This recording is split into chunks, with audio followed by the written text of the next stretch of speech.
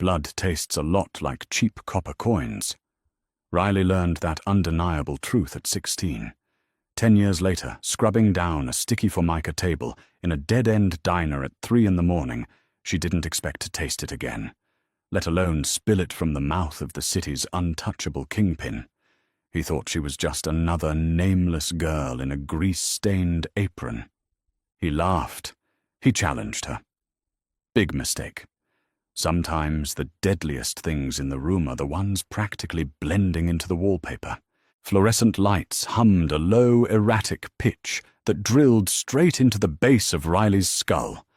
It was a migraine waiting to happen, compounding the dull, persistent ache radiating up from her arches. She dragged a damp rag across booth number 4, pushing around a puddle of spilled ketchup and coffee rings. The rag smelled like stale bleach and defeat. This late the diner always smelled like that, a pungent mix of old fryer grease ammonia and the unwashed coats of truck drivers who stopped in for cheap pie. Riley shoved a stray lock of dull blonde hair out of her eyes, leaving a smudge of moisture on her forehead. She was 26, but her joints felt 40. The midnight shift did that to a person. It stripped away the polite veneer of daylight society and left only the raw, exhausted remnants of humanity. A couple of booths over an old man with trembling hands nursed a cup of decaf, staring blankly at the rain sliding down the glass. Behind the counter, Jimmy the line cook scraped down the grill with a heavy metal spatula, the rhythmic shh sound cutting through the quiet. Then the bell above the glass door chimed. It wasn't a cheerful ring. It was sharp. The heavy door groaned open, letting in a sudden, violent draught of November air that bit through Riley's thin cotton uniform. She shivered, pausing mid-wipe. The atmosphere in the diner shifted instantly. It was a physical sensation, like the air pressure dropping right before a severe thunderstorm. The old man stopped drinking his coffee. Jimmy stopped scraping the grill. Footsteps echoed on the scuffed linoleum. Heavy, deliberate, expensive. Riley straightened up, tossing the rag into the plastic bus tub. 3 men walked in. The 2 on the flanks were built like brick walls, wearing thick leather jackets that couldn't quite hide the bulk of shoulder holsters. But it was the man in the center who commanded the room. He didn't look like a street-level thug. He wore a charcoal wool coat over a tailored suit that probably cost more than Riley made in 2 years. His dark hair was brushed back, straying slightly at the temples, framed by a sharp, unforgiving jawline. He had the kind of face you'd see on a billboard, but his eyes ruined the aesthetic. They were black flat and entirely devoid of warmth. They scanned the greasy spoon with a mixture of boredom and mild disgust, finally settling on the back corner booth, the one shrouded in shadows. Riley recognized him immediately. Anyone who lived on the South Side for more than a month knew who Dominic Russo was. You didn't say his name too loudly. You didn't look too closely at the black SUVs rolling through the neighborhood. And you certainly didn't want him in your place of business. Dominic moved toward the back booth without waiting to be seated. His men slid into the opposite side, scanning the perimeter hands, resting casually near their waists.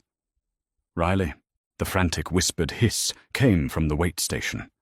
Riley turned to see Carla, a 19-year-old college student who worked Tuesdays and Thursdays, plastered against the wall by the coffee machines. Carla's face was the color of skim milk. Her hands were shaking so hard the menus she held were vibrating. "I can't go over there." Carla choked out her voice, barely audible over the hum of the fridge. "That's him. That's Russo. My cousin owed one of his guys money and they broke his jaw in 3 places. I can't." Riley let out a slow, measured breath through her nose. She looked at Carla's terrified, watery eyes, then back at the men in the booth.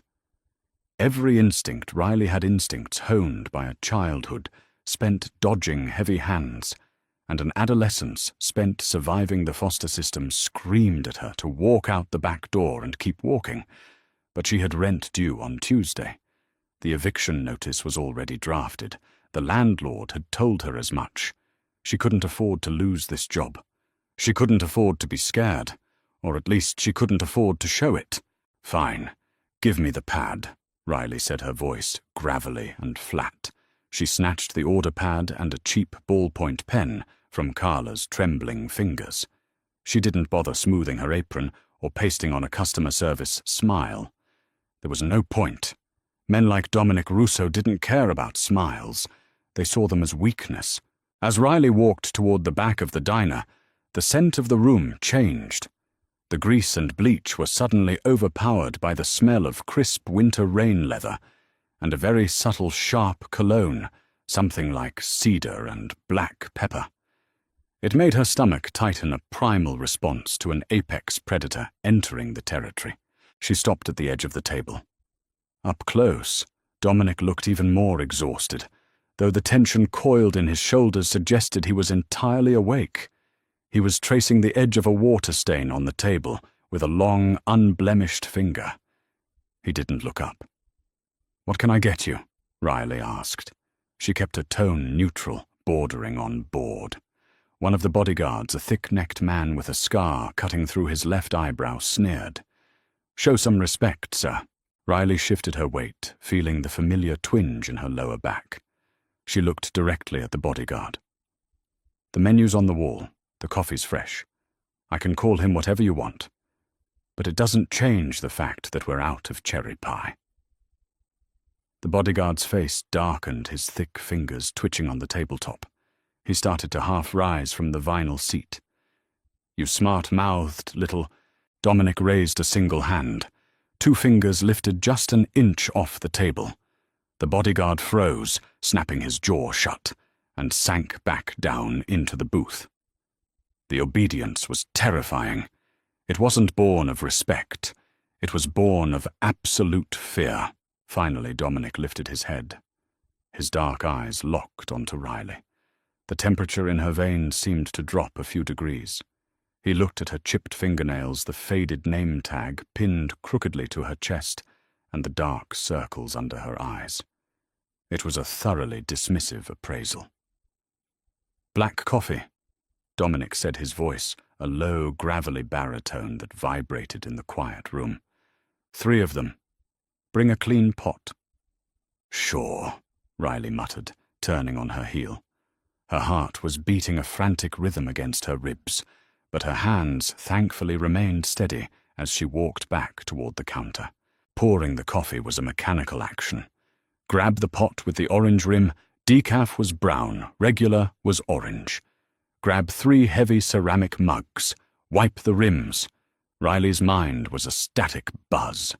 She could feel the weight of their stares burning into her spine from across the room.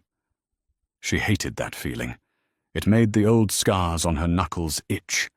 It made the hair on the back of her neck stand up.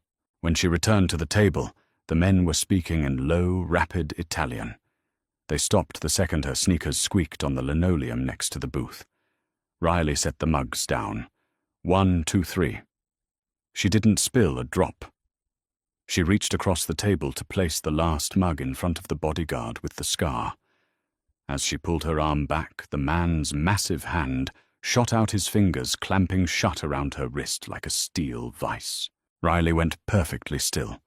The coffee pot in her free hand tipped slightly, the scalding liquid inside, swaying dangerously close to the rim. "I don't like your attitude," the bodyguard murmured, his grip tightening. It wasn't a gentle hold. He was pressing his thumb directly into the tendon, trying to elicit a flinch. "You need to learn how to talk to your betters, sweetheart." Pain flared up Riley's forearm, hot and sharp. She didn't gasp. She didn't try to jerk her arm away. Pulling back would only give him leverage. Instead, she stared down at his thick, calloused hand, her jaw clenching so tight her teeth ached. "Let go of me," Riley said. The words came out terrifyingly calm, devoid of the panic he was clearly looking for. The bodyguard chuckled, looking at Dominic for approval. "She's giving orders now." Dominic leaned back against the vinyl seat, resting his elbows on the backrest. He looked mildly amused, as if he were watching a stray cat try to hiss at a Rottweiler. He took a slow sip of his black coffee, his dark eyes fixed on Riley's face. He was looking for the crack. He was waiting for the tears, the apology, the begging. "You got a mouth on you, waitress," Dominic said, his tone dripping with condescension. He set the mug down with a soft click. "You think you're tough? Coming at my men in a place like this?" He let out a short, rough laugh that scraped against the silence of the diner. It was a mocking, arrogant sound. "Prove it," something inside Riley snapped. It wasn't a loud explosion. It was the quiet, definitive click of a safety being turned off. 10 years of swallowing her pride, 10 years of looking at the floor while men with heavy hands took what they wanted, 10 years of exhaustion and cheap copper pennies. It all culminated in that single dismissive laugh. She didn't think. The muscle memory took over hard-wired into her bones from back-alley scraps and a youth spent fighting for scraps of dignity. She didn't pull away from the bodyguard's grip. Instead, she stepped into him. Using his own force against him, Riley twisted her wrist sharply against his thumb joint, the weakest point of the human grip. As his hold broke with a surprised grunt, she slammed the heavy glass bottom of the hot coffee pot directly onto the center of his hand, pinning it to the table. He roared, trying to yank his hand back, but Riley had already pivoted. The second bodyguard lunged across the table. Riley caught a handful of his thick leather jacket and used his forward momentum to slam his face down into the hard edge of the Formica table. The sickening crunch of cartilage echoed loudly, followed by a spray of bright crimson. He slumped back, groaning hands clutching his broken nose. It took less than 3 seconds. Dominic didn't have time to draw a weapon. He barely had time to blink before Riley bypassed the table entirely. She kicked the heavy wooden chair beside the booth, sending it sliding violently into his shins. As Dominic instinctively dropped his hands to block, Riley grabbed a fistful of his expensive wool lapels. She didn't try to punch him. He was twice her weight and built like a tank. Instead, she dropped her center of gravity, hooked her right leg behind his knee, and violently twisted her torso, using her entire body weight as leverage. The physics of it were undeniable. The center of balance shifted. Dominic Russo, the untouchable boss of the South Side, went airborne. He hit the scuffed linoleum floor with a concussive thud that rattled the napkin dispensers. All the air left his lungs in a rushed, violent huff. The back of his head bounced once against the cold tile. Silence slammed down over the diner. It was deafening. Jimmy had stopped the grill scraper. The old man in the corner had dropped his fork. Even the fluorescent lights seemed to stop humming. Riley stood over him, her chest heaving, her breath coming in ragged, shallow gasps. Her apron was twisted. A single drop of blood from the second bodyguard's nose had splattered onto her white collar. Her hands were shaking now, not from fear, but from the massive, toxic dump of adrenaline flooding her system. The smell of the spilled coffee, mixing with the heavy scent of Dominic's cologne, was nauseating. She looked down at the man on the floor. Dominic was staring up at her wide-eyed, struggling to draw oxygen back into his lungs. The arrogant smirk was entirely gone. "I'm not tough," Riley rasped her voice, trembling slightly, as the terrifying reality of what she had just done washed over her like ice water. She looked at the 2 bodyguards, one nursing a potentially broken hand, the other bleeding profusely from the face, both now reaching frantically for their coats. "I'm just really tired of taking out the trash." Dominic coughed, holding up a hand to stop his men from drawing their weapons. He didn't look furious. He didn't look humiliated. As he dragged a breath into his battered lungs, he looked up at the cheap, flickering lights, and then back at the exhausted waitress, towering over him, and very softly he smiled. Dominic didn't rush to stand. He stayed on the scuffed linoleum for a long, agonizing moment, letting the erratic hum of the fluorescent lights wash over him. He tested the bruised muscles in his back with a slight shift of his shoulders, then rolled onto his side. His men were practically vibrating with violent, intent hands hovering over their holsters, but a sharp, upward flick of Dominic's wrist kept them frozen. Riley backed away, putting a solid 3 feet between herself and the man on the floor.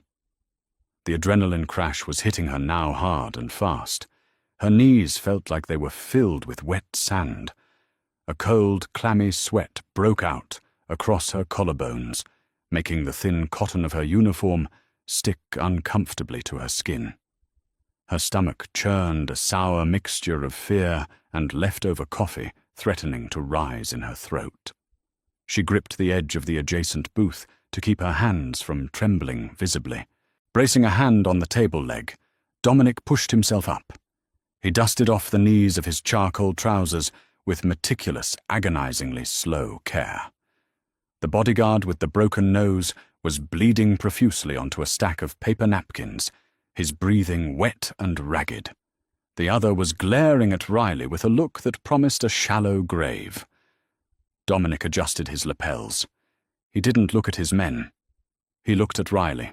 The flat, dead expression from earlier was gone. In its place was a sharp, calculating intensity that made Riley want to sink through the floorboards. He wasn't looking at a waitress anymore. He was looking at a puzzle piece that didn't belong in the box. He reached into his inner coat pocket. Riley flinched, her muscles locking up, expecting cold steel. Instead, Dominic pulled out a slim silver money clip. He peeled off 3 crisp, unwrinkled $100 bills and dropped them onto the table, right next to the puddle of spilled coffee. "For the mess," Dominic said. His voice was entirely steady, lacking the breathlessness from just a minute prior. He glanced at the broken chair, then back to her face. "And the entertainment?" He didn't wait for a response. He turned and walked toward the glass doors, his stride perfectly even, betraying no sign of the hard landing he'd just taken. His men scrambled to follow the bleeding one, leaving a trail of red droplets on the floor. The bell chimed sharply as the door closed. Silence swallowed the diner again, heavier this time. Riley Wahutor. Jimmy breathed from the grill line. He walked out from behind the counter, a greasy spatula hanging limply from his hand. He looked at the empty booth, then at the $300, then at her. He looked like he was attending a funeral. "You're dead. You know that, right? You just signed your own death certificate." "Shut up, Jimmy," Riley snapped, though her voice lacked its usual bite. She scrubbed a shaking hand over her face, pressing the heels of her palms into her eyes until sparks danced in the darkness. "Just grab a mop. Please." The rest of the shift was a blur of paranoid agony. Every time a car drove past the rain-streaked windows, Riley's heart slammed against her ribs. Every rattle of the plumbing sounded like a slide racking back. She wiped down tables with mechanical inefficiency, her mind looping the 3 seconds of violence over and over. She had lost control. 10 years of keeping her head down, of swallowing bile, and smiling through gritted teeth, ruined because she couldn't take one more heavy hand on her wrist. At 6 a.m., the sun dragged itself over the city skyline, a sickly, pale grey light bleeding through the heavy cloud cover. Riley clocked out. She changed out of her uniform in the cramped, mildew-smelling bathroom, pulling on a faded, oversized sweater and a denim jacket that did nothing against the November chill. She shoved the $300 deep into her jeans pocket. It felt radioactive against her thigh. Stepping out of the diner's back exit into the alley, the cold air hit her like a physical blow. It smelled of wet asphalt, rotting cardboard, and exhaust fumes. She pulled her collar up, keeping to the shadows. The walk to her apartment was usually a 20-minute trudge through a neighborhood most people avoided in broad daylight. Today it felt like walking across a minefield. She kept her chin-tucked eyes tracking the reflections in the greasy puddles. A black sedan idled at the corner of 4th and Elm. Riley stopped, her breath catching in her throat, pluming in the freezing air. She stood perfectly still, behind a rusted dumpster, waiting. A woman with a tired face got out of the sedan, dragging a screaming toddler by the hand. Just a mother coming home from a night shift. Riley let out a shaky exhale, her shoulders dropping an inch. She was losing her mind. Men like Dominic Russo didn't send hit squads in the morning. They operated in the dark. They took their time. By the time she reached her building, a crumbling brick brutalist structure with a broken buzzer and a front door that didn't latch her boots was soaked through. She climbed the 5 flights of stairs, the sour smell of boiled cabbage and old cigarettes lingering in the stairwell. She unlocked her door, throwing 3 separate deadbolts, and collapsed against the cheap wood. She was exhausted down to her marrow, but as she stared at the peeling wallpaper of her cramped living room, she knew sleep wasn't going to come. The radiator in the corner hissed and clanked, a dying mechanical lung fighting for air. Riley lay on her lumpy mattress, staring at the water stain on the ceiling that vaguely resembled a crushed skull. It was 2 p.m. She had managed maybe 3 hours of jagged, nightmare-fueled sleep. Her knuckles ached. Her lower back was a knot of tight, burning muscle. She rolled over, pulling the scratchy wool blanket up to her chin. The $300 bill sat on her battered nightstand, weighing down a stack of past-due utility bills. It was exactly enough to cover the rent she was short on. It was a lifeline. It was also blood money dropped by a man who could erase her existence with a single phone call. She couldn't stay in the apartment. The walls felt like they were inching closer together, the silence amplifying the frantic beating of her own heart.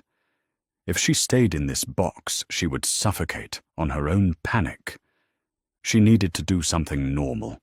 Grounding. Hauling herself out of bed, Riley gathered her meager pile of dirty clothes, shoving them into a cracked plastic laundry basket.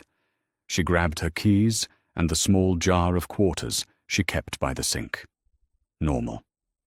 She would just do normal things. The neighborhood laundromat was 3 blocks away, a depressing fluorescent-lit cavern sandwiched between a boarded-up liquor store and a pawn shop. It smelled overwhelmingly of artificial floral detergent and ozone. A row of washing machines churned rhythmically, a comforting, steady noise that dulled the ringing in Riley's ears. The place was mostly empty. An elderly woman sat in the corner, asleep over a crossword puzzle. Riley loaded her clothes into a machine near the back, pouring in a capful of cheap detergent. She slammed the metal door shut, fed the quarters into the slot, and leaned her forehead against the cool glass as the water started to fill. The rhythmic sloshing was hypnotic. For a brief, blissful minute, she let her eyes close, letting the mundane reality of laundry day push the image of Dominic Russo's flat black eyes out of her head. You favor your left leg when you walk. The voice wasn't loud. It didn't need to be. It cut through the hum of the washing machines like a straight razor. Riley's eyes snapped open. Her entire body went rigid. The scent of cheap detergent was suddenly overpowered by that familiar, sharp smell cedar and black pepper. She turned slowly. Dominic was leaning against the row of folding tables directly across from her. He looked entirely out of place in the dingy laundromat. He wasn't wearing the suit from the night before. Instead, he wore a thick, dark navy turtleneck and a tailored black overcoat that probably cost more than the building they were standing in. His hands were tucked casually into his pockets. There was a faint purple bruise flowering along his jawline, right where she had slammed him into the floor tiles. Riley didn't speak. Her throat was bone dry. She looked toward the front door. A massive man in a dark jacket, not one of the 2 from the diner, was standing outside, blocking the exit, pretending to look at his phone. Old injury, Dominic asked, tilting his head slightly, his dark eyes analyzing her posture. Or just tired? What do you want? Riley forced the words out. They sounded harsh, scraped raw by fear, but they didn't tremble. Dominic didn't answer immediately. He looked around the laundromat with a vague expression of distaste, taking in the cracked linoleum and the flickering overhead light. I was curious, Dominic said, finally turning his attention back to her. It's not every day a waitress in a dead-end diner drops a man twice her size with a textbook judo sweep. It takes years to learn how to manipulate a center of gravity like that. He took a slow step forward. Riley instinctively took a step back, her spine hitting the vibrating metal of the washing machine. So I made a phone call. He continued, his voice, a low, smooth cadence that sent a shiver down her spine. Riley Mercer grew up in the foster system, bounced around group homes in the Rust Belt, arrested twice for assault. When you were 18, both charges dropped because the men you put in the hospital refused to testify. Then you drop off the map. You show up here keeping your head down, pouring coffee for minimum wage. Riley's breath caught. He had unspooled her entire life in less than 12 hours. The violation felt physical, a cold hand reaching into her chest. You don't know anything about me. She snarled, the fear suddenly flashing into hot defensive anger. She hated that he knew her last name. She hated that he knew about the arrests. I know you're wasting your talents, Dominic said softly. He stopped a few feet away, close enough that she could see the faint stubble shadowing his bruised jaw. I don't have talents, Riley shot back, gripping the edge of the washing machine behind her. I have a temper, and your guy put his hands on me. That's it. I'm not a hitman. I'm not a thug. I just want to be left alone. Dominic let out a low, rough chuckle. It wasn't mocking this time. It was genuinely amused. Nobody who hits like you do just wants to be left alone, Riley. You're hiding, and you're doing a terrible job of it. He pulled one hand out of his pocket. Between his fingers he held a sleek black card. He reached out, not touching her, and slid the card under the edge of her laundry basket, resting on the adjacent machine. I have a problem, Dominic said, the amusement draining from his face, replaced by that cold, calculating stare. I have a lot of men who know how to pull triggers, but very few who know how to think under pressure. You embarrassed my security detail last night, which means I need better security. Riley stared at him, her mind failing to process the words. You're out of your mind. I broke your guy's nose. I dropped you on your head. Dominic leaned in slightly, his voice dropping to a near whisper. Exactly. You didn't hesitate. You didn't care who I was. I need someone who isn't afraid of me. He looked at her bruised knuckles, then up to her exhausted, bloodshot eyes. The diner pays you, what, $400 a week. Work for me, and I'll pay you 10 times that. And you won't ever have to worry about making rent in this dump again. He stepped back, turning toward the door. Think about it, Riley. There's a number on the card. Or don't. But if you stay here, someone else you pissed off in your past is eventually going to find you, and they won't be as polite as I am. Rain turned to sleet by nightfall, coating the cracked sidewalks in a dangerous, slick glaze. Riley walked back to the diner with her chin tucked against her chest, the thin denim of her jacket doing absolutely nothing to block the freezing dampness.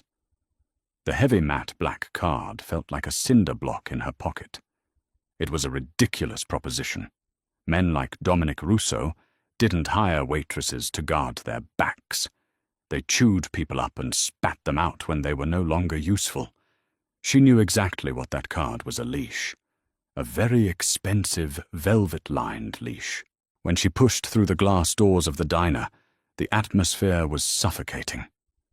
Carla had called in sick. Jimmy wouldn't even look at Riley. He kept his eyes glued to the sizzling griddle aggressively flipping burgers that didn't need flipping. The regular customers, the truck drivers and the insomniacs, seemed to intuitively sense the radioactive energy radiating off her. They left exact change and hurried out, avoiding her section entirely. It was isolation in its purest form. She was a pariah. By defending herself, she had marked the diner, and everyone inside it knew it. At 2 a.m., the bell above the door chimed. Riley's stomach dropped into her cheap sneakers.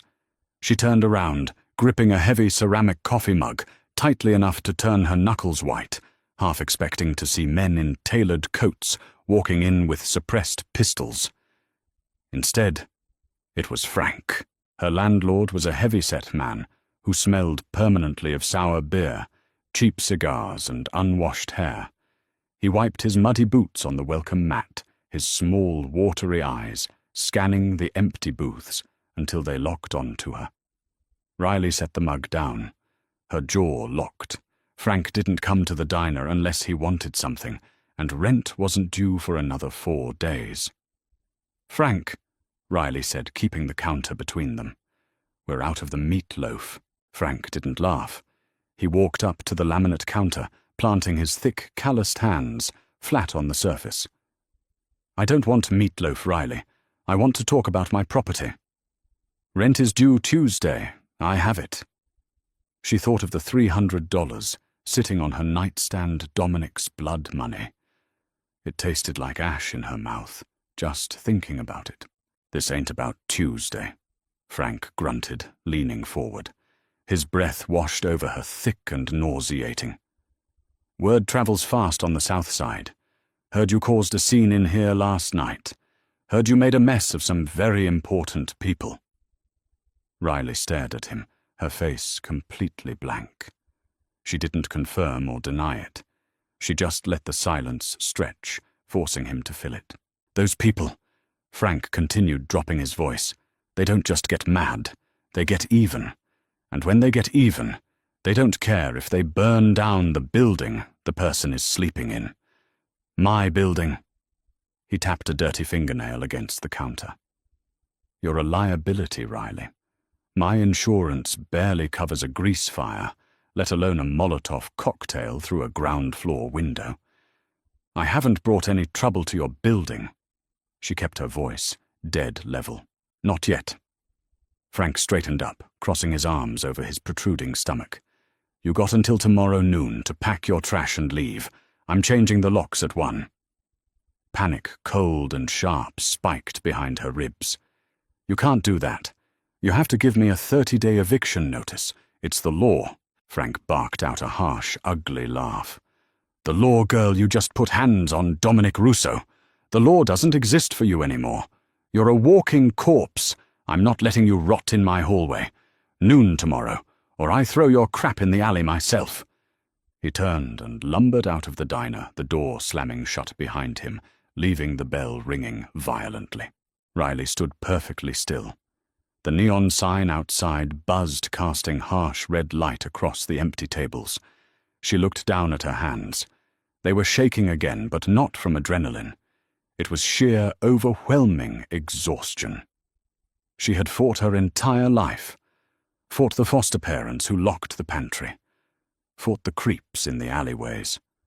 Fought for every single dollar, every scrap of food, every ounce of dignity.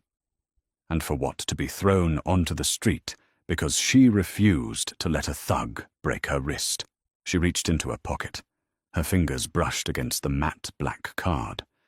Right and wrong were luxuries for people who had savings accounts and secure deadbolts. Out here there was only survival. Dominic Russo was a monster, yes. But he was a monster who paid well. And right now Riley was staring down the barrel of homelessness in the middle of November. She pulled the card out.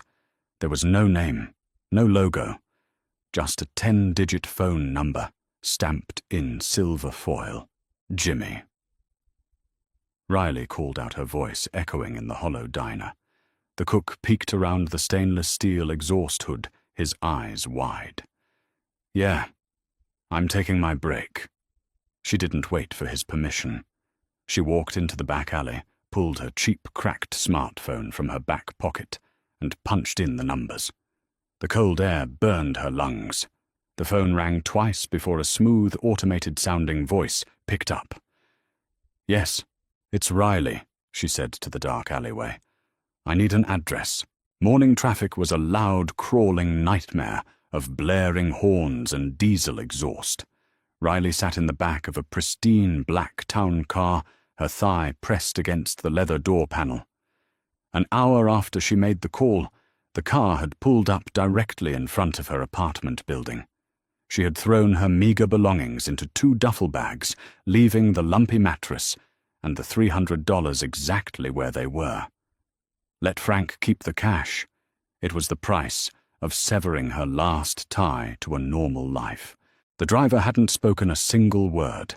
He navigated the heavy city traffic with aggressive precision, eventually pulling into the underground parking garage of a massive glass and steel high-rise downtown.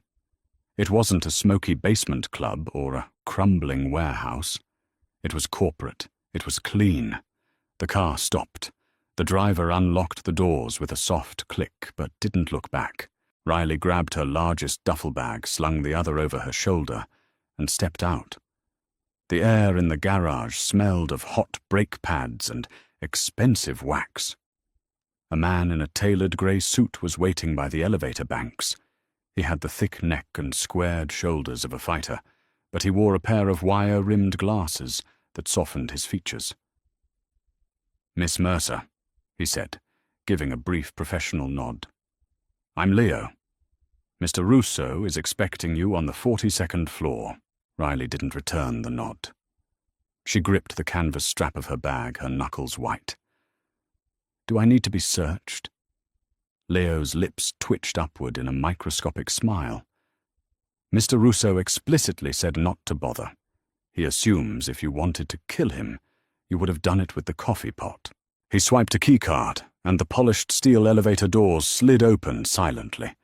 The ride up was agonizingly fast, making Riley's ears pop. She looked at her reflection in the mirrored doors. She looked entirely out of place. Faded jeans, scuffed combat boots, and a grey sweater that was unraveling at the cuffs. She looked like a stray dog being dragged into a show ring. The doors opened with a soft chime. The 42nd floor wasn't an office. It was a sprawling, open-concept penthouse. Floor-to-ceiling windows offered a dizzying view of the city skyline, the grey clouds hanging low over the concrete canyons. The floors were dark, polished hardwood, deadening the sound of their footsteps.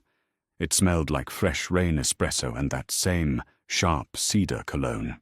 Leo led her past a massive minimalist kitchen and into a sunken living area.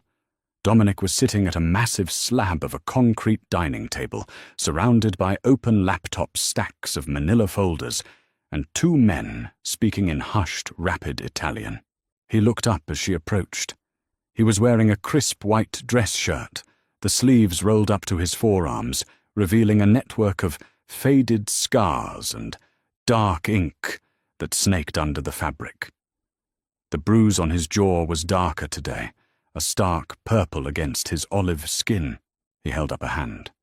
The 2 men immediately stopped talking, gathered their folders and walked past Riley without giving her a second glance. Leo took her duffel bags, setting them quietly by the nearest leather sofa, before retreating to the elevator banks. "You didn't sleep," Dominic observed, leaning back in his chair. "It wasn't a question. I was busy packing," Riley replied, her voice rough. She didn't move closer to the table. She stood her ground at the edge of the sunken room. "You offered me a job. I'm here to find out what the catch is." Dominic picked up a sleek black pen, tapping it rhythmically against a folder. "No catch, Riley. I meant exactly what I said in the laundromat. My current security detail is heavily reliant on intimidation. They're big, they're loud, and they look like thugs." He gestured toward the window. "But the people I deal with now aren't intimidated by broken noses. They operate in boardrooms. I need someone who doesn't look like a threat until it's far too late. So I'm a prop. Riley crossed her arms, her fingernails digging into the sleeves of her sweater. You want a guard dog that fits in a purse. Dominic let out a low laugh, tossing the pen onto the concrete table. If I wanted a lapdog, I'd buy one. I want someone who can read a room. You saw my men coming into that diner before the door even fully opened. You assessed their weapons, their posture, and their sight lines before I even sat down. I watched you do it. Riley tightened her jaw. He wasn't wrong. Hypervigilance was a survival trait she had perfected at 12 years old. You always knew where the exits were, and you always knew who had the heaviest hands in the room. What exactly does the job entail? She asked, her tone flat. Am I breaking legs for you because I don't collect debts? I have plenty of people to collect debts, Dominic said smoothly. He stood up, walking around the large table. He moved with a terrifying grace, completely silent on the hardwood floors. He stopped a few feet from her, close enough that she could see the gold flecks in his dark eyes. Your job is to stay close to me. You watch the people I speak to. You watch their hands. You watch the doors. If someone tries to touch me, you drop them exactly like you dropped me. He reached into his pocket and pulled out a thick stack of bills banded in white paper. He held it out to her.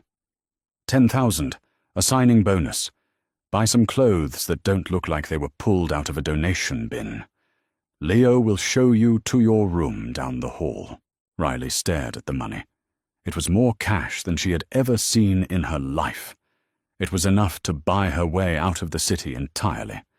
But as she looked from the banded stack up to Dominic's calculating eyes, she realized the truth. This wasn't an escape. She had just traded a leaky apartment and a minimum-wage grinder for a gilded cage. She reached out and took the money, the paper rough against her calloused fingertips. She didn't say thank you. She just looked him dead in the eye. If one of your guys touches me again, Riley said, her voice dropping an octave, I won't use a coffee pot next time. Dominic's smile was slow, sharp, and entirely dangerous. I'm counting on it. Silk lining felt like ice against her skin. Riley stood in front of the floor-to-ceiling mirror in her assigned bedroom, staring at a stranger. The $10,000 hadn't gone toward a designer wardrobe or flashy jewelry. Leo had escorted her to a private tailor who operated out of a heavily guarded brownstone. Now she wore a pair of charcoal slacks that allowed for a full range of motion, a black, high-necked blouse that hid the bruises blooming along her collarbones, and a tailored blazer cut specifically to conceal the weight of a shoulder holster. She hated it. It felt like a costume. The fabric was too clean, the cut too precise. It lacked the comforting, worn-in give of her cheap denim. But as she adjusted the cuffs, she couldn't deny the physiological shift it caused. People didn't look at a woman in a suit like this and see a target. They saw a wall, a sharp knock rapped against the heavy oak door. 5 minutes, Mercer! Leo's voice was muffled through the wood. Riley grabbed a matte black earpiece from the marble dresser, fitting it snugly into her left ear. She traced the wire down her neck, clipping the radio to the waistband of her slacks. It was her 3rd day in the penthouse. She hadn't seen the street since she arrived. Her days had been an exhausting, bruising blur of training in the building's subterranean gym. Leo didn't teach her how to fight. He quickly realized the streets had already done that, but he taught her how to fight clean. No biting, no gouging, no improvised weapons unless absolutely necessary. He taught her how to secure a room, how to identify exits in 3 seconds, and how to spot a concealed weapon beneath a jacket. She walked out into the massive living area. The skyline beyond the glass was a bruised twilight purple. Dominic was waiting by the elevator. He wore a midnight blue suit that seemed to absorb the light, a silver tie clip, the only flash of metal on him.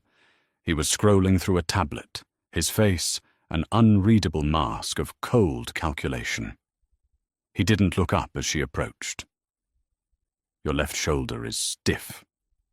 Riley stopped a respectful 2 feet behind him. Leo throws a heavy right hook. I didn't slip fast enough yesterday. If it had been a knife, you'd be bleeding out on the mats, Dominic said, finally glancing over his shoulder. His dark eyes swept over her new attire, lingering for a fraction of a second on the tailored fit of her blazer before snapping back to her face. Pain is a teacher, Riley. Learn the lesson, or you won't last the month. I learn fast, she shot back, keeping her tone flat. Dominic's jaw twitched. It was the closest thing to a smile she had seen from him in 3 days. We'll see. Tonight is a sit-down. No active hostilities, but tensions are high. You stay on my right side.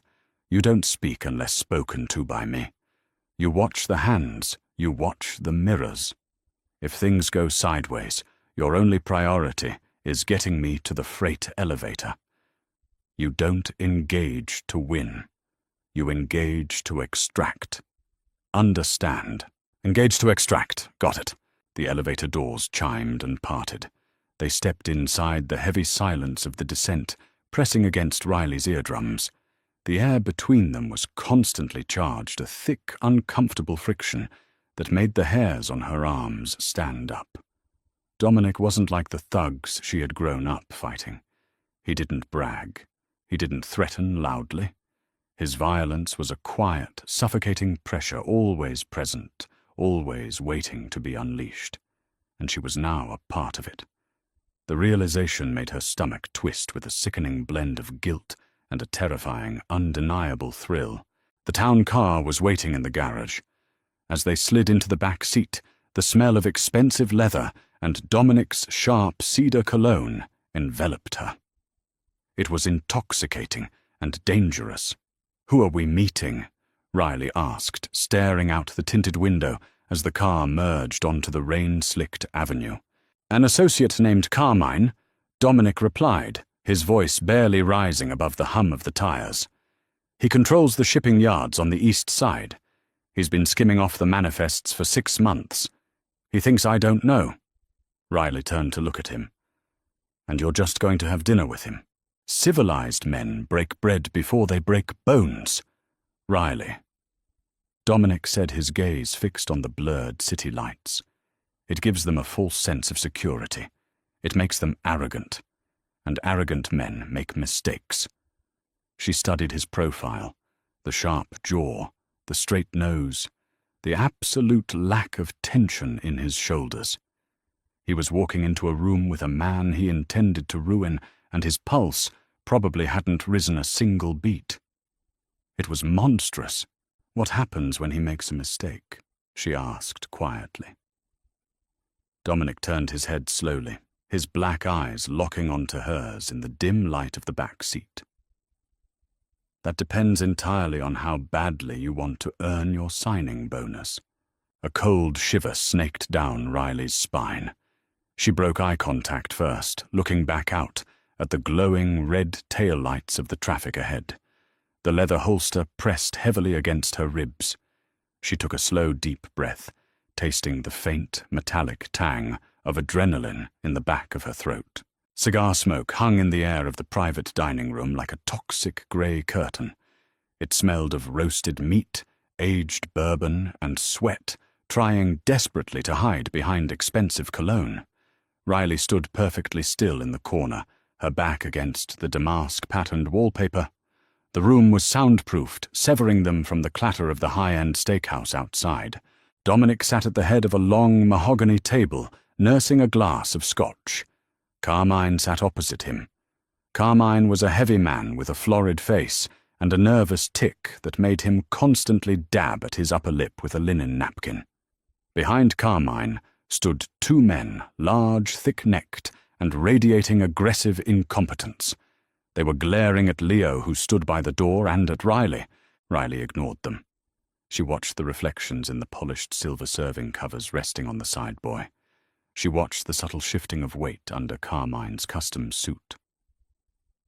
"It's a misunderstanding, Dominic, I swear to God," Carmine said, his voice a gravelly whine. He leaned forward, gesturing with a fat, ring-covered hand. The manifest was shorted at the port of origin. I had my guys tear the warehouse apart. The crates weren't there. $3 million worth of electronics doesn't just evaporate, Carmine, Dominic replied smoothly. He didn't raise his voice. He took a slow sip of his scotch. And yet my accountants found a very interesting sudden influx of cash in your brother-in-law's shell company. Exactly $3 million minus laundering fees. Carmine's face flushed a deeper shade of red. The heavy thud of his heart was practically audible in the quiet room. You accusing me of something, because I've been loyal for 10 years. You don't disrespect me in front of my own men. I respect loyalty. Dominic set the heavy crystal glass down on the wood. Clack. I do not respect theft, and I certainly do not respect being lied to. The atmosphere snapped. The air pressure dropped violently. Carmine slammed his fist on the table, the silverware jumping with a sharp rattle. I ain't taking this from you. You think you can just march in here? As Carmine shouted, the guard directly behind his right shoulder made his move. It was telegraphed miles away. His shoulder dipped his right hand, sweeping back toward the bulge beneath his suit jacket. He was fast, but he was panicked. Riley was already moving. She didn't run. She crossed the thick Persian rug in 3 long, silent strides, a ghost in a tailored suit. She didn't draw the weapon from her shoulder holster. A gunshot in this enclosed space would be deafening and messy. Before the guard's hand could fully clear his jacket, Riley slammed the heel of her palm directly into the nerve cluster where his neck met his collarbone. The brachial stun was textbook. The guard's eyes rolled back, a sharp gasp escaping his lips as his entire right arm went completely numb, dropping uselessly to his side. As he staggered backward, Riley grabbed his tie, using his own shifting weight against him, and swept his lead leg. He hit the carpeted floor with a muffled, heavy thud. Before the second guard could even process what was happening, Riley had her knee planted firmly into the downed man's sternum, her left hand pinning his wrist, her right hand holding a sleek, black, ceramic folding knife, drawn from a concealed pocket, pressed gently against the second guard's femoral artery through his trousers. Silence slammed back into the room. Carmine had frozen mid-rant, his mouth hanging open. He looked down at his best enforcer, who was gasping for air under the knee of a woman who looked like she barely weighed 130 pounds. Riley didn't look at the men she had subdued. Her breathing was perfectly even. She looked directly at Carmine, her eyes flat and dead. Sit back down. Carmine swallowed hard, his Adam's apple bobbing erratically. He slowly lowered himself back into his leather chair, raising his hands in a placating gesture. Dominic hadn't flinched. He hadn't spilled a drop of his scotch. He looked at the scene before him, and a slow, dark satisfaction spread across his features. It was the look of a man who had gambled heavily and won. As I was saying, Dominic continued, his voice echoing in the terrified silence. You will wire the $3 million plus 20% interest for the inconvenience into my account by morning. Then you will step down from the shipping yards entirely. If I see your face on the east side again, Miss Mercer here will be less accommodating. He stood up, buttoning his suit jacket. Enjoy the steak, Carmine. Dominic turned and walked toward the door. Leo opened it, stepping out into the hallway. Riley held her position for a fraction of a second longer, letting the cold edge of the ceramic blade press just enough to serve as a final warning. Then, in one fluid motion, she stood, collapsed the knife, and slipped it away. She didn't look back as she followed Dominic out of the room. The walk back to the car was silent. The adrenaline was fading, leaving behind a cold, sharp clarity. Riley expected the familiar crash, the shaking hands, the nauseating guilt. But as she slid into the back of the town car, taking her place beside the city's most dangerous man, her hands were perfectly steady. She looked at her reflection in the dark window. She wasn't just surviving anymore.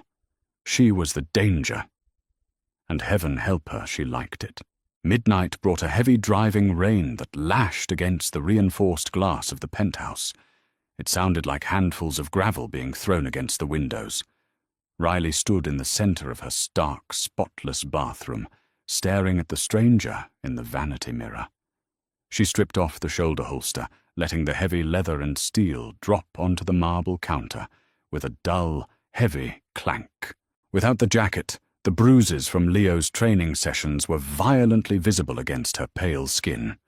Purples, sickly yellows, and deep, mottled blacks bloomed across her ribs and collarbones. She turned on the faucet, letting the freezing water run over her hands. The tremor had finally arrived. It started in her wrists and radiated up to her elbows.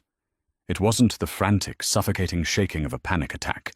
It was the jagged electric aftermath of a live wire suddenly losing its current. She had nearly severed a man's artery tonight. She had watched his eyes roll back, felt the heavy, dead weight of his body collapse under her knee, and she hadn't felt a single drop of pity.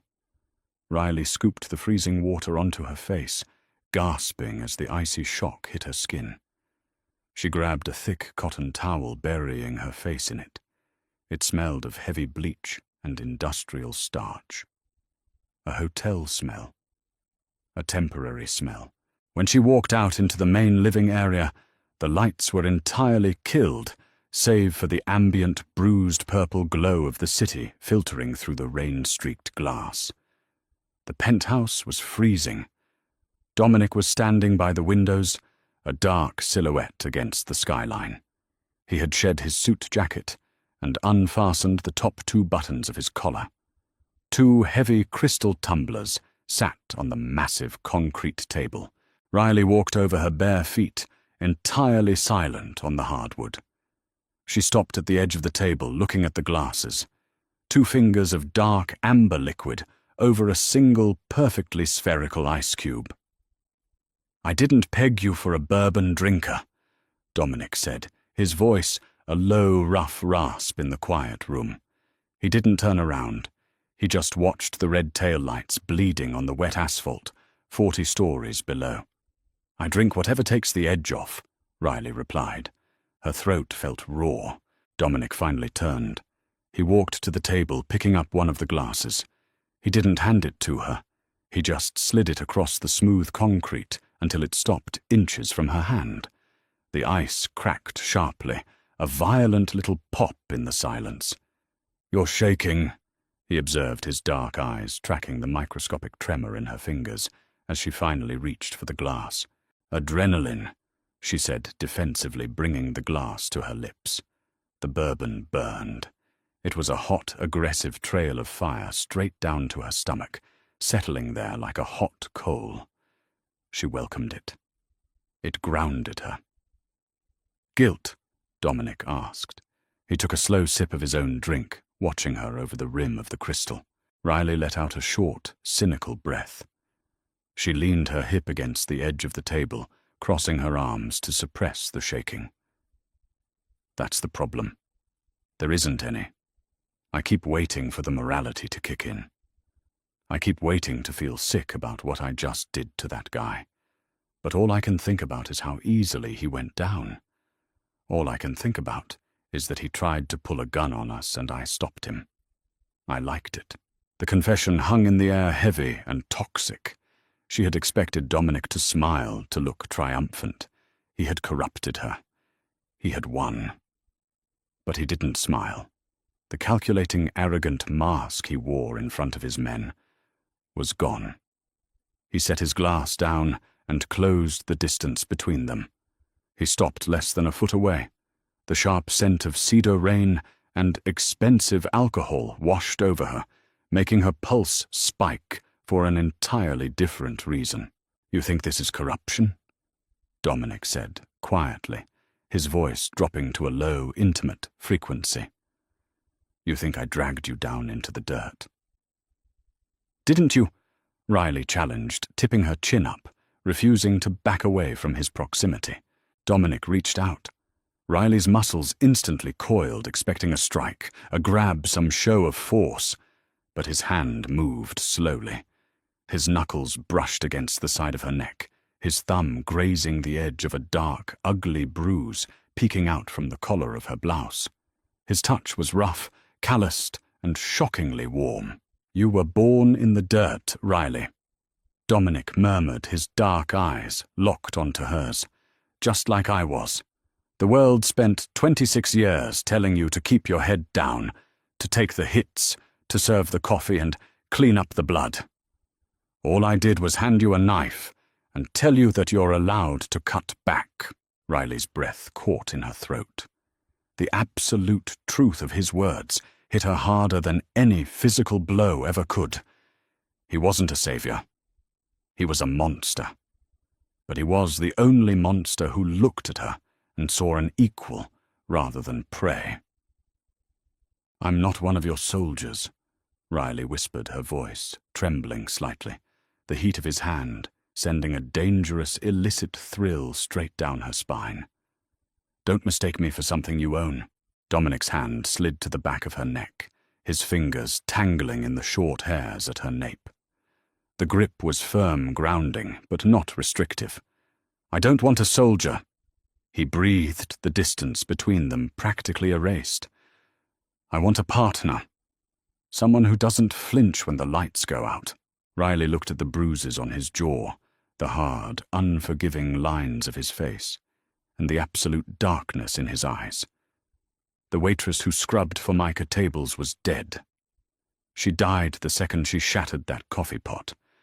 What was left was something sharper, colder, and far more dangerous. She didn't pull away.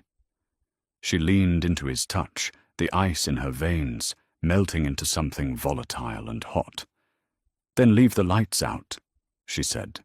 That's where we leave Riley and Dominic for now, standing on the edge of a very dark, very dangerous precipice. Did Riley make the right choice by embracing the chaos? Or did she just trade one prison for a much deadlier one? Let me know your thoughts down in the comments below. If you loved this gritty raw, dive into the underworld where the heroine fights just as hard as the Mafia. Boss, smash that like button and share this video with a fellow romance reader. Don't forget to subscribe to the channel and ring that bell so you never miss another dark storytelling session. See you in the next one.